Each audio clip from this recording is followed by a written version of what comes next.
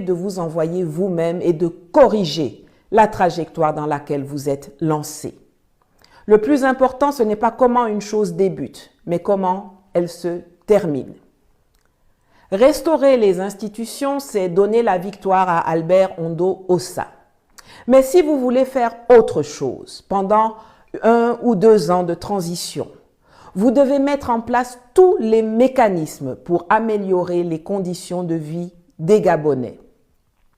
Vous n'avez pas besoin de plus de temps que cela pour vous assurer que le peuple bénéficie des moyens du Gabon, c'est-à-dire pour dénoncer les contrats léonins, pour arrêter des corrompus, pas seulement ceux qui vous énervent comme vous avez commencé à le faire, mais tous ceux qui dérangent, même parmi vos amis éventuels.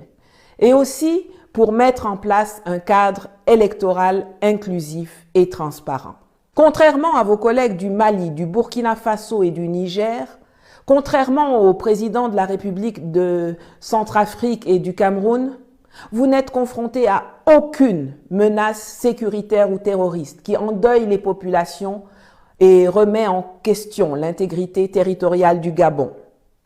Si vous êtes honnête avec le peuple, 1 an ou 2 est un laps de temps suffisamment large pour mettre le pays sur de bons rails et pour rendre le Gabon aux Gabonais. Mon dernier message sera justement à l'attention du peuple gabonais. Il y a quelques jours, je vous disais que le 26 août, vous aviez eu le choix entre la peste et le choléra. Certains n'ont pas aimé, mais je suis habituée à dire ce qui est et non pas ce qui plaît. Ma mission, la mission que les ancêtres m'ont confiée, c'est d'éveiller et de réveiller les Africains pour qu'ils sachent se mouvoir dans un monde complexe où tout est mis en œuvre pour nous maintenir dans la soumission, dans l'ignorance, dans la pauvreté et pour permettre aux autres d'exploiter nos ressources et de s'enrichir à nos dépens. Je le fais au péril de ma vie et au prix d'énormes sacrifices. Le choléra, ce sera. La France, bousculée et chassée de partout en Afrique de l'Ouest, a besoin de rebondir quelque part dans son précaré si elle ne veut pas perdre complètement sa place à la table de négociation du nouvel ordre mondial qui se prépare actuellement. Emmanuel Macron l'a dit très clairement lors de son discours aux ambassadeurs il y a 2 jours. Et donc notre politique est simple. On ne reconnaît pas les putschistes. On soutient un président qui n'a pas démissionné, aux côtés duquel nous restons engagés. Et nous soutenons l'action diplomatique, et quand elle le décidera, militaire, de la CEDEAO, dans une approche de partenariat, qui est celle que j'ai présentée en février dernier. Force est pourtant de constater que l'approche qu'il adopte au Gabon est diamétralement opposée à ses propos et à l'approche qu'il adopte au Niger. Aucune gesticulation. Pas de conseil de défense et de sécurité, pas d'ultimatum, pas d'appel au retour à l'ordre constitutionnel, pas d'exigence de libération d'Ali Bongo, pas d'intervention militaire, pas de retour à la CEAC, la Communauté économique régionale d'Afrique centrale.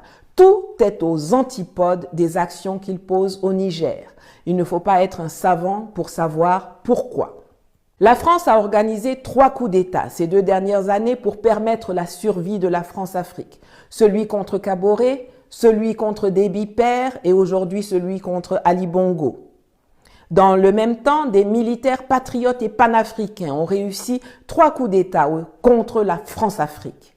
Assimi Goïta au Mali, Ibrahim Traoré au Burkina et Abdraman Tiani au Niger.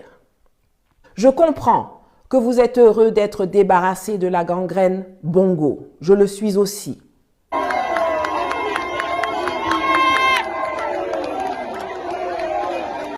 Mais ne sombrez pas dans l'euphorie.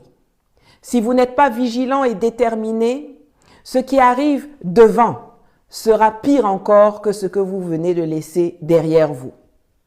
Vous devez mettre la pression sur Oligui Nguema et ses gens pour qu'ils se retournent contre leurs donneurs d'ordre et qu'ils fassent le choix du peuple. Vous avez la réputation d'être ceux du précaré français qui sont le moins dérangés par la France-Afrique. Vous avez accepté de mettre vos espoirs dans des gens qui ne vous ont rien proposé de concret, comme Ondo Ossa, ou alors qui sont les véritables chevaux de Troie de l'ennemi de votre progrès et de votre bien-être, comme Alexandre Barrault-Chambrier, qui incarne la France-Afrique dans ce qu'elle a de plus malfaisant, cynique, dangereux et détestable. Je compte sur vous pour que vous ne soyez pas le maillon faible du mouvement d'émancipation qui se déroule dans plusieurs pays d'Afrique et qui est en train de dégager la France de notre continent et ses relais locaux de la tête de nos États et de nos administrations. N'oubliez pas le mot d'ordre.